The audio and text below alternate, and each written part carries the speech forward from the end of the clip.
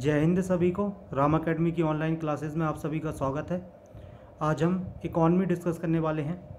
तो last class में मैंने इकॉनमी का टॉपिक स्टार्ट किया था, मौद्रिक नीतियाँ, मॉनेटरी पॉलिसीज़। मैंने आपको मौद्रिक नीति की डेफिनेशन बता दी थी, साथ में इसके उद्देश्य बताए थे और साथ में मैंने बताया था कि आरबीआई अर्थव्यवस्था में तरलता को नियंत्रित करने के लिए दो प्रकार के उपकरण जारी करता है, मात्रात्मक और गुणात्मक। जिन लोगों का छूटा हुआ है वो पुराना वाला लेक्चर देख लें। आज हम उन्हीं मौद्रिक नीतियों को डिस्कस करने वाले हैं। तो पहली मौद्रिक नीति है CRR, कैश रिजर्व रेशियो, जिसे हिंदी में बोलते हैं नगद आरक्षी अनुपात। तो होता क्या है कि सभी बैंक अपने NDTL का, net demand and time liability. अब NDTL होता क्या है, तो मैंने लास्ट लेक्चर में NDTL के बारे में काफ़ी डिस्कस किया हुआ था। तो बैंकों के पास जो लोगों का पैसा जमा है वो बैंकों की देयता है, लायबिलिटी है, और लायबिलिटी दो रूपों में हो सकती है, डिमांड और टाइम।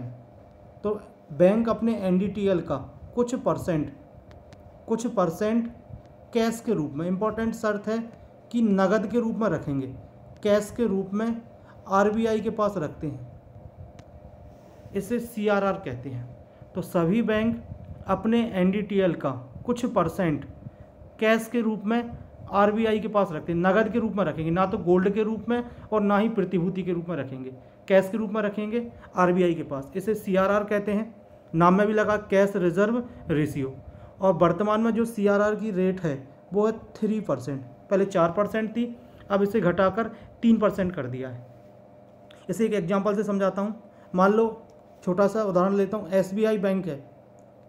यदि SBI का लोगों के पास जो पैसा जमा है, मान लो मैंने जाके बैंक में पैसे जमा किए, तो SBI के पास जो टोटल, यदि लोगों के 100 रुपये जमा है, टोटल 100 रुपये जमा, चाहे डिमांड के रूप में हो और चाहे टाइम लायबिलिटी के रूप में हो, तो SBI क्या करेगा, इस 100 रुपये का, वर्तमान में CRR की रेट है 3%, तो 100 का 3% कितने रुपये होगा, 3 रुपये होगा। इन 3 रुपये को कैश के रूप में किसके पास रख देगा, RBI।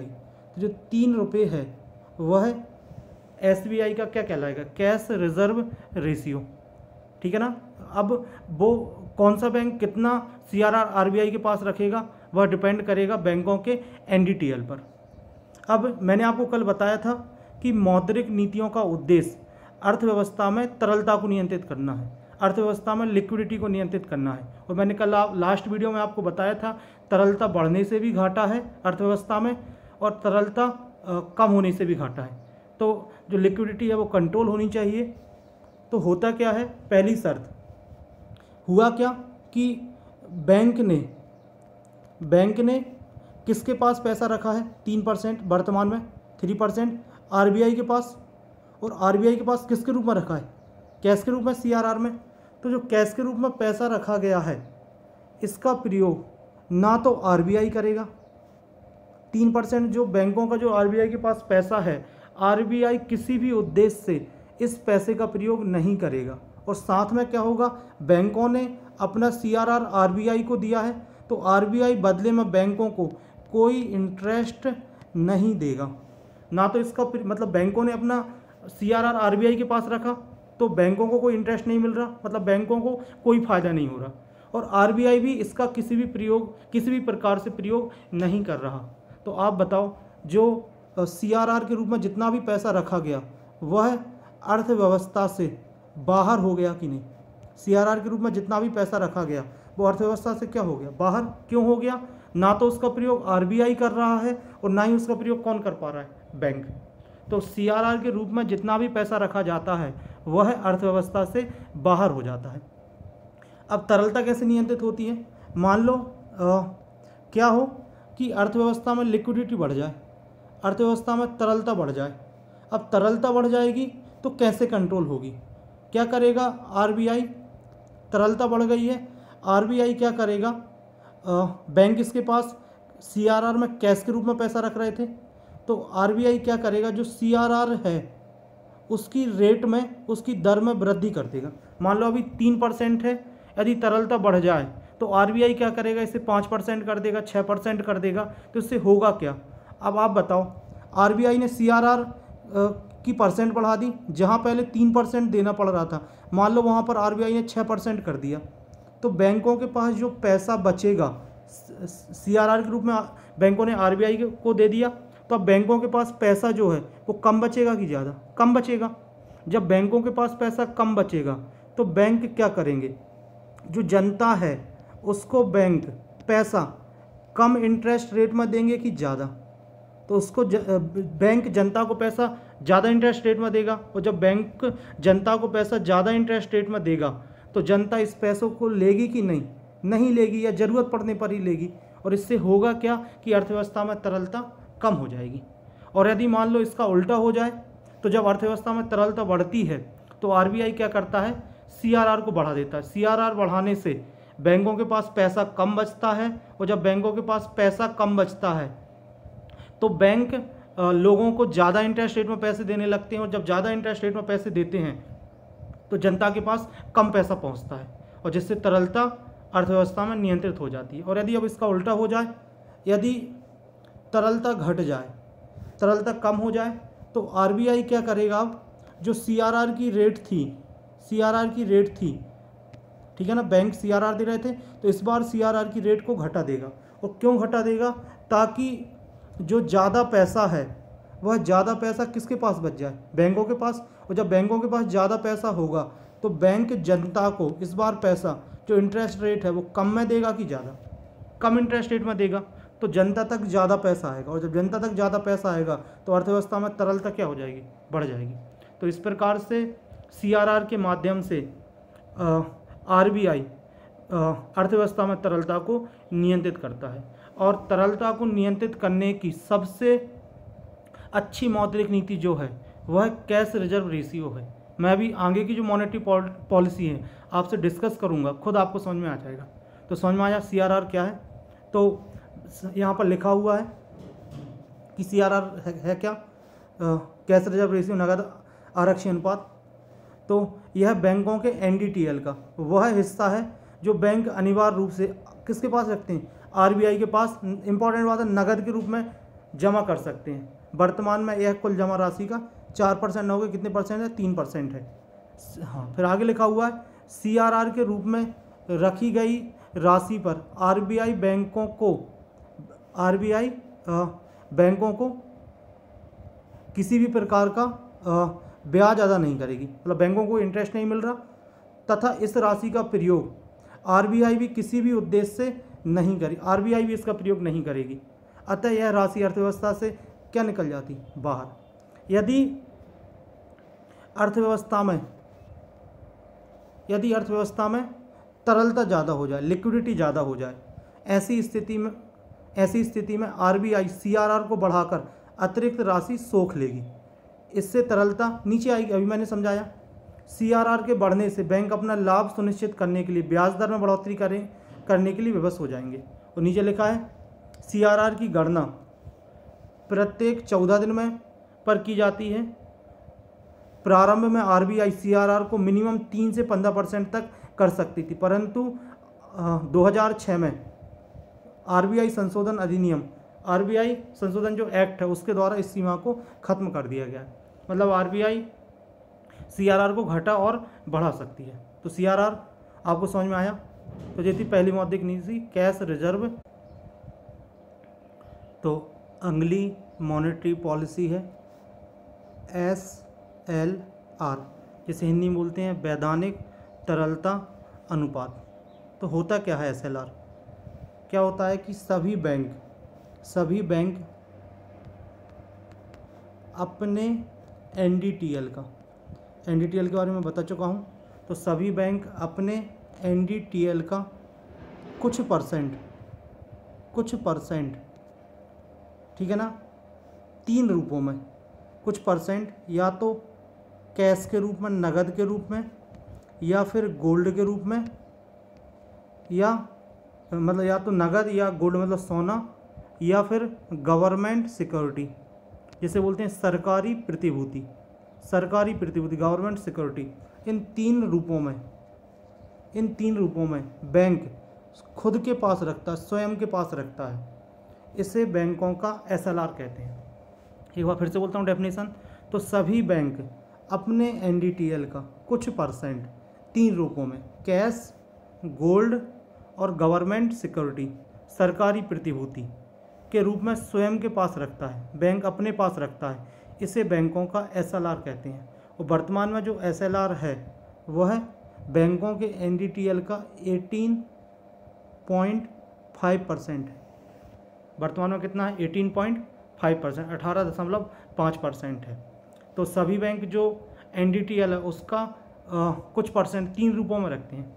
अब 3 रूपों में क्यों रखते हैं, इसका उद्देश्य समझना। पहले एक शर्त और बता दूं कि SLR के रूप में बैंकों के पास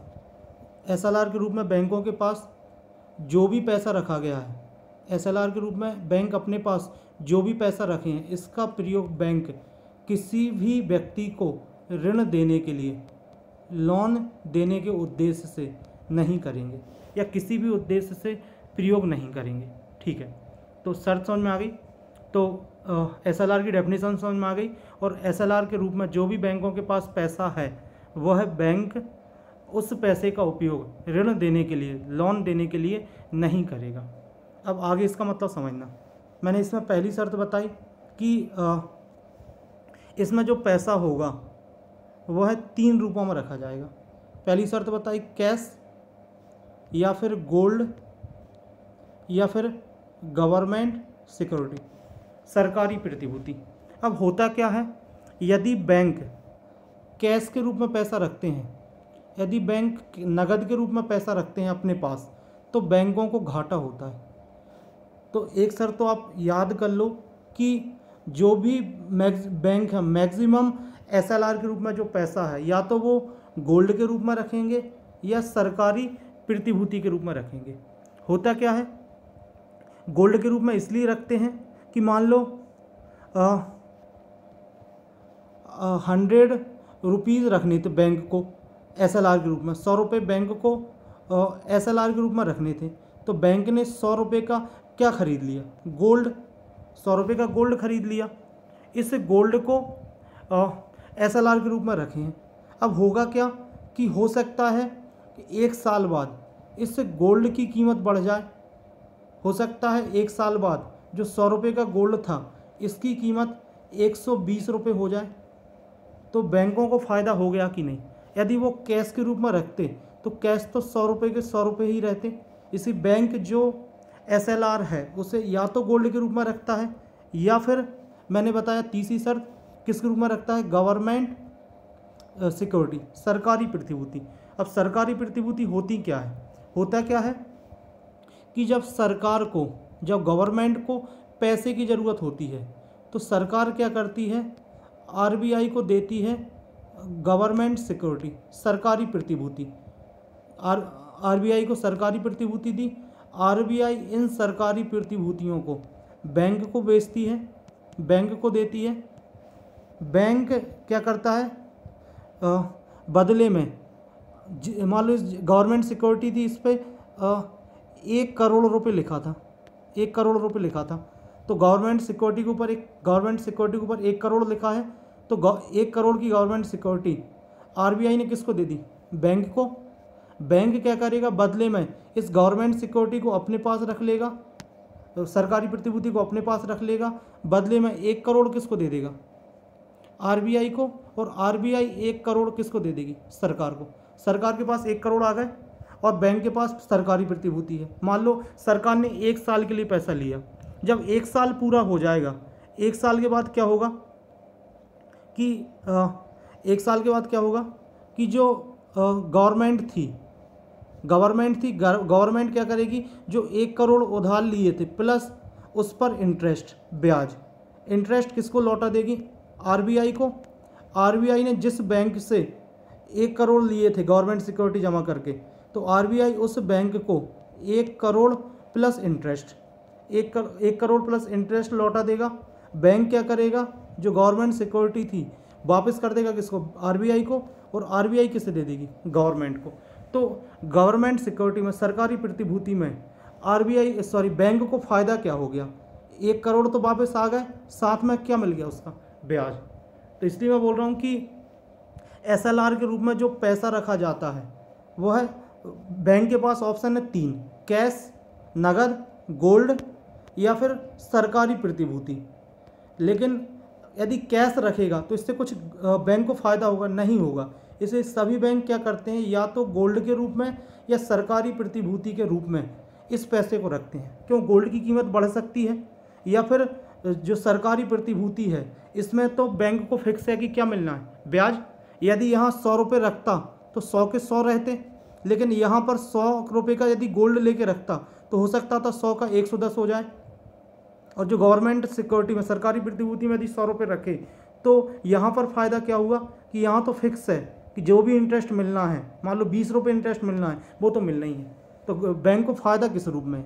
गोल्ड के रूप में और सरकारी प्रतिभूति के रूप में। तो बैंक क्या करते हैं, जो SLR के रूप में जो पैसा है वो हमेशा 2 रूपों में रखते हैं मैक्सिमम टाइम, गोल्ड प्लस सरकारी प्रतिभूति, ठीक है ना, सरकारी प्रतिभूति के रूप में रखते हैं। अब इससे ठीक है ना, तो इससे होता क्या है कि बैंकों को फ़ायदा हो जाता है। अब अच्छा एक बात बताओ मुझे कि जो SLR के रूप में जो पैसा रखा गया है, क्या वह अर्थव्यवस्था से बाहर हो पाया? नहीं हो पाया। क्यों? क्योंकि इसका प्रयोग बैंकों ने, इस पैसे को बैंकों ने RBI को दे दिया। RBI ने किसको दे दिया? गवर्नमेंट को। और गवर्नमेंट ने इस पैसे का उपयोग किसी सरकारी कार्यक्रम में लगा दिए, गवर्नमेंट प्रोग्राम में लगा दिए। लास्टली वो पैसा अर्थव्यवस्था में वापस आ गया कि नहीं। इसलिए मैं बोल रहा था कि तरलता को नियंत्रित करने का सबसे अच्छा तरीका CRR है। लेकिन SLR से इतना फ़ायदा ज़रूर हो जाता है कि SLR से जो बैंक रेट है, या SLR से बैंक जनता को जो पैसा देने वाली है, बैंक जनता को जो पैसा देने वाली है वो किस इंटरेस्ट रेट पर देगी, यह तय हो जाता है किससे? SLR से। कैसे हो जाता है? यदि क्या करे RBI क्या करे कि SLR को बढ़ा दे, SLR को बढ़ा दे, तो अब बताओ बैंकों के पास जो SLR ज़्यादा हो जाएगा तो बैंकों के पास पैसा क्या बचेगा? कम। और जब बैंकों के पास पैसा कम बचेगा तो बैंक जनता को जो ऋण है, इंटरेस्ट रेट जो रखेगा बैंक, वो ऋण की इंटरेस्ट रेट क्या होगी? ज़्यादा होगी, ठीक है ना। यदि इसका उल्टा हो जाए, RBI क्या करे, SLR को घटा दे, SLR को कम कर दे, तो होगा क्या कि बैंक के पास अब ज़्यादा पैसा बचेगा ऋण देने के लिए, और अब जो बैंक जनता को जो ऋण देगा उसकी जो इंटरेस्ट रेट होगी वो क्या होगी? कम। तो SLR यह तय कर देता है कि बैंक किस इंटरेस्ट रेट पर जनता को पैसा देगा। लेकिन तरलता को नियंत्रित करने का सही उपकरण नहीं है, क्योंकि चाहे बैंक गोल्ड के रूप में और या फिर किसके रूप में, सरकारी प्रतिभूति के रूप में पैसा रखे, वह लास्टली अर्थव्यवस्था में वापस आ जाता है। तो यहाँ पर वो सब लिखा हुआ देख लेते हैं।